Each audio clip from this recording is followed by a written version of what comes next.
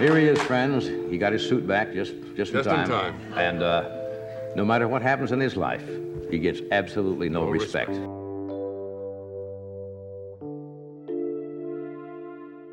Johnny Carson ruled late-night TV for 30 years. But behind the scenes, he kept a secret list. Over 30 stars were banned from his couch forever. The least often used phrase in the entire world was, "That's the banjo player's Porsche." Some call them the guests Carson couldn't stand, almost like he saw right through them. Magicians who faked their powers. A scientist who dared correct him on live TV. A comedian who mocked him and paid the price. Your Majesty, take a letter. Okay. You might see this on television. Now, this is something you'll never hear Siskel and Ebert say. So it's 2 thumbs up for sex kittens in rubber underalls. Today, we're breaking down 7 names on that list and the real reasons behind each ban. At the DMV, sir, the customer is always right. Here's one I don't think you'll hear often this year. He can't have gone far. His leg is still warm. 1. Uri Geller. Johnny Carson was much more than a late-night host who made people laugh every evening. Before becoming a television star, he had spent years studying and practicing magic as a hobby. He understood how illusions worked and respected magicians who admitted they were performing tricks instead of claiming they had supernatural powers. Uri Geller, nice to see you. Thanks.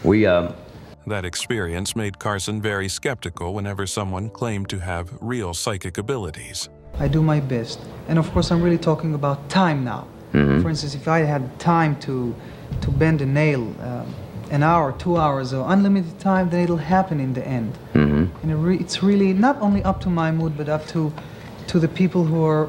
He believed there was a big difference between entertaining an audience with magic and convincing people that tricks were genuine supernatural powers. He felt television hosts had a responsibility not to mislead viewers. with real powers. Do you know of any other cases such as yours? Well, I heard of many people who do telepathy, and but you see, I'm also a skeptic. I mean, for instance, if you'll tell me that there is somebody you know and does it, I'll also want to see to believe. Yes, I'm sure there are other people. One of the most famous people to appear on The Tonight Show was Uri Geller, who became famous for bending spoons, reading minds, and performing other demonstrations that he claimed were real psychic abilities. You can see that I'm not. Well, I don't trust me. Okay, take this one out. There's no water in. Uh-oh. Oh, Careful. You must... Sorry. Wait, you know, pick them very delicately. Very carefully, right. Many people believed him, but Carson thought the performances relied on stage magic rather than paranormal powers.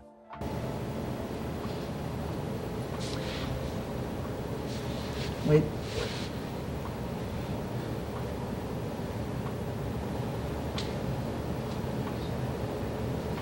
Carson believed that presenting magic as real psychic ability was dishonest. Because of those beliefs, Uri Geller, along with another mentalist known as the Amazing Carson, was reportedly never invited back to The Tonight Show. Let me try. This one is not over yet. I'm going to come back to sure you. not. Can you take this spoon in your hand? Put this spoon in my hand, this one. Take it and hold it like that. For Carson, honesty with the audience mattered more than creating a sensational television moment, and he refused to support performances he believed crossed that line. It's covered with bell jars, and there are cameras running, and many scientists looking at every point, although you're trying to do the same, but... 2. Carson. Carson marketed himself differently than most performers of his era. He claimed to possess genuine mentalist powers, not stage tricks or clever illusions.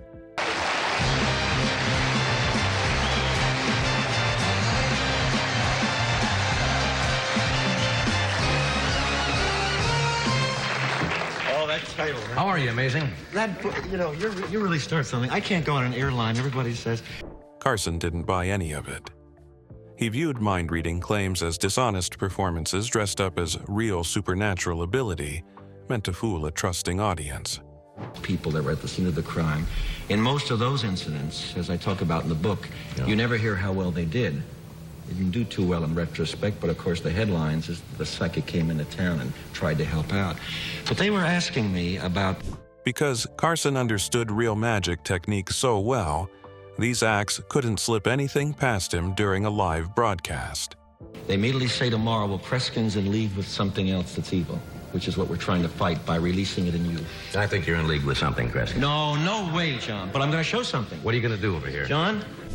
Like Geller before him, Kreskin found himself permanently banned for essentially the same offense, presenting fake abilities as scientifically real. Partners, please, opposite each other at the table. There were a few more people. There was another couple. Would they come down? I don't think they... Come on down and stand opposite each other at the table. What do we have? Just the ones we ended up with at the very end. It wasn't personal dislike driving the decision. It was Carson's deep respect for honest craftsmanship colliding directly with performers he saw as frauds. Would each of you do that? It'll take maybe in the beginning about 8-9 seconds. Don't move the glass deliberately in any way. You're smiling. You tell me what's happening. It's jumping around. And you're not doing this deliberately, are you? You give me your word of honor that you're not doing it deliberately. His own skill as a magician made him nearly impossible to deceive on camera, which made these particular bands almost inevitable from the start. Like, it's going like this. Jumping No, what are they doing? Are they subconsciously It's an moving it? unconscious, nervous reaction. But let me point out something. Take your fingers off. This time, you would insist you're not moving it, right? No way. This time when you put your fingers on, make up your mind. 3. Orson Welles. Orson Welles was very different from the other guests Johnny Carson banned from The Tonight Show.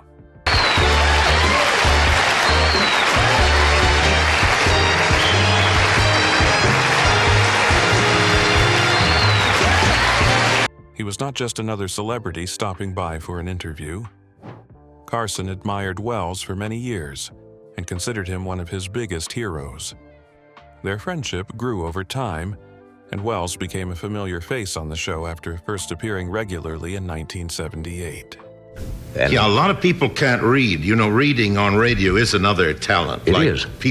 Some people can ad lib and some people can't. And some people can read a script and make it sound like they're making it up. And other people take a long time. Larry Olivia, for example, is a terrible radio actor. Because Carson respected him so much, he trusted Welles completely whenever he appeared on the program. Oh, yes. Those were great days. Great days. I had intended to bring a little magical illusion with me, and I put it in the wrong jacket. No magic tonight? So no magic tonight, and I also... During his 5th time serving as a guest host, Welles told Carson that he wanted to perform a special mentalism act for the audience. Carson expected an entertaining performance from someone he deeply admired and believed would be honest about his methods.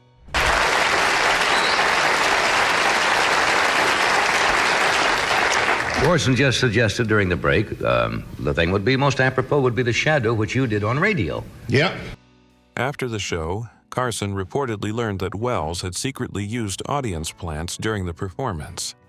In order to get from one soap opera to another, you know? And I wouldn't know what I was going to play. They'd hold an elevator open for me. I'd come in. They'd say, Studio 3. I'd go into Studio 3. They'd hand me a piece of paper. I'd say, what is it? And they'd say... These were people placed in the audience who already knew what would happen and helped make the trick seem impossible. Carson felt this crossed a line because it made viewers believe the demonstrations were genuine instead of carefully planned illusions. For years, I had a show for Campbell's Soup, which was called the Campbell Playhouse, and we had an announcer called Chappell. Ernest Chappell? Ernest Chappell had a very earnest and dramatic voice, and he used to rehearse his commercials. Carson was deeply disappointed by what had happened. He believed magicians should entertain audiences without pretending their tricks were real supernatural abilities. By then it was all, he couldn't get it if Hayakawa was there, he couldn't have it. I had a show called The Cornstarch. I was the voice of Cornstarch. Oh, you're putting me on now. According to accounts of the incident, Welles was not invited back to the show after that performance. For Carson, Even someone he admired greatly was not exempt if he believed the audience had been deliberately misled. And came in one day, and it was a poem they'd picked for me by Robert Browning, and I couldn't understand what it was about. And I didn't know what to say about it, and I remembered a line from a play that I'd been in, 4. Andy Warhol. Not every name on this list actually appeared on the show first. Some were blocked before they ever got the chance. Andy Warhol falls into that rare category entirely. Carson simply refused to book him. No interview, no explanation given publicly at the time. Warhol's arrival at his London gallery is like a royal progress, the enfant terrible become grand old man of modern art. But would he reveal much of what is behind the enigmatic? Carson bluntly refused to feature the underground icon, telling one journalist in 1966 that Andy Warhol had no talent. That single dismissive comment effectively ended any chance of Warhol ever sitting on that famous couch. I work for Interview Magazine, Andy's magazine. How much are you involved with Interview Magazine? Oh, a lot. I give a cover away every minute. It shows something important about Carson's power. He didn't just control who got banned after appearing. He controlled who even got the opportunity to be seen by millions of viewers every single night. Yourself as a work of art? Well, that's what everybody says. I don't know. I work all the time. And 5. Carl Sagan. Carl Sagan was not the kind of guest who caused arguments or created drama on The Tonight Show. Carl Sagan.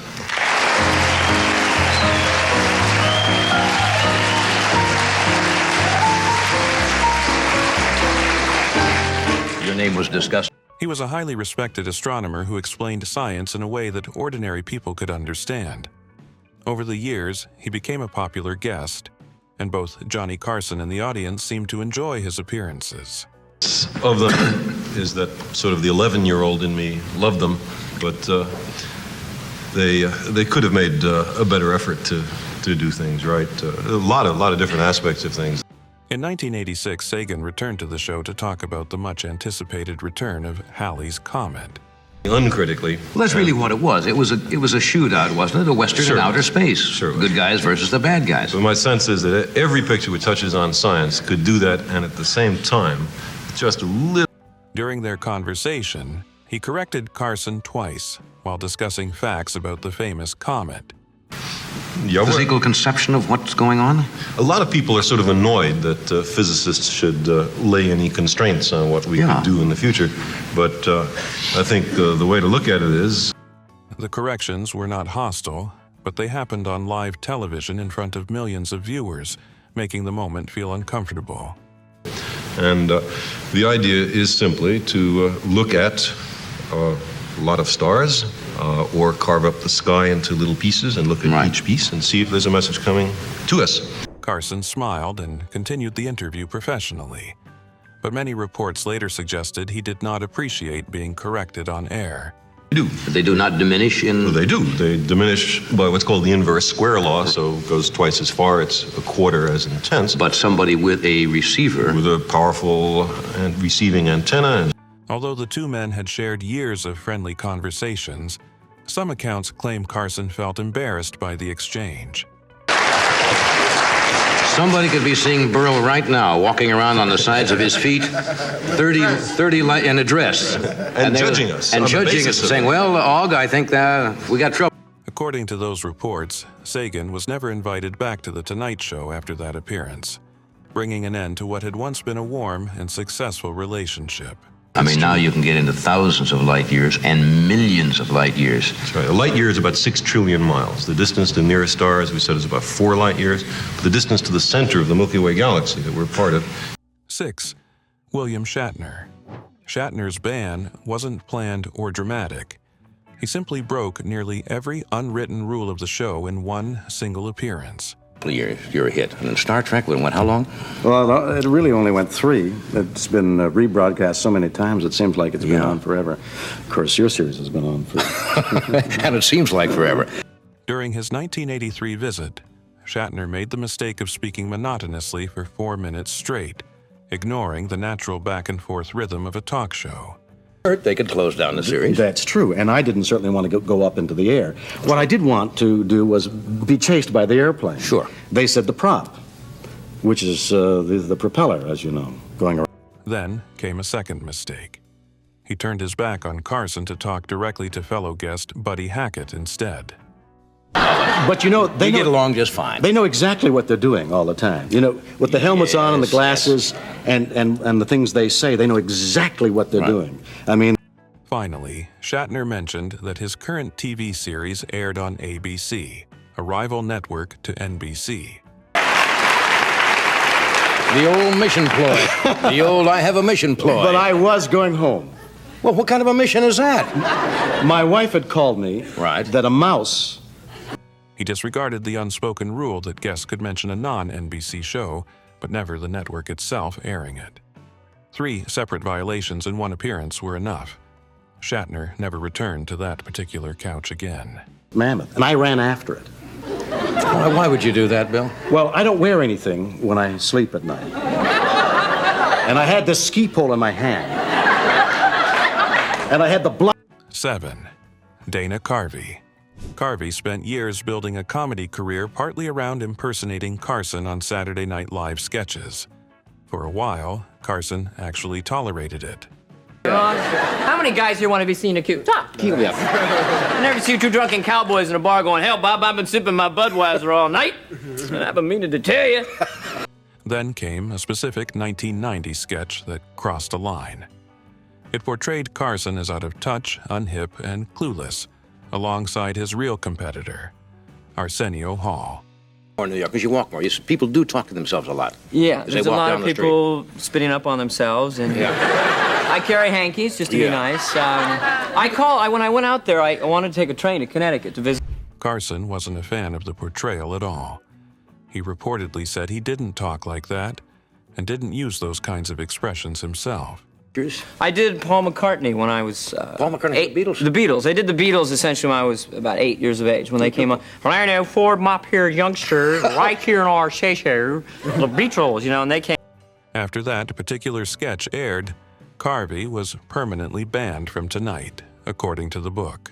In college was Jimmy Stewart, who was on your show last night, who's also my favorite actor. Yeah. He has a slow draw. Yeah. Jimmy Stewart, who is very upset, apparently, that they're... Carson never confirmed the ban publicly during his lifetime, but Carvey simply never appeared as a guest on the show again. Jacques Cousteau always has fabulous sea creatures on the show, making creatures of all shapes and sizes. Hello, my name is Jacques Cousteau. The flying pencil fish waves in the sea. Looking back across all 7 names, one clear pattern starts to emerge from the chaos. Carson was known for often banning guests for disrespecting staff, defying requests, or publicly mocking him or the show itself. These weren't random grudges or petty celebrity feuds happening behind closed doors for no reason at all. Fraud, disrespect toward his crew, and broken personal trust were Carson's actual red lines, consistently, across 3 decades of hosting. He protected the integrity of his show fiercely, even when it meant losing legends, idols, and close personal friends. That's ultimately the real story behind the list. Not random cruelty, but a strict, consistent code Carson never let anyone break twice. Let us know in the comments, and if you enjoyed this video, don't forget to like, subscribe, and turn on notifications for more stories from Hollywood's biggest legends.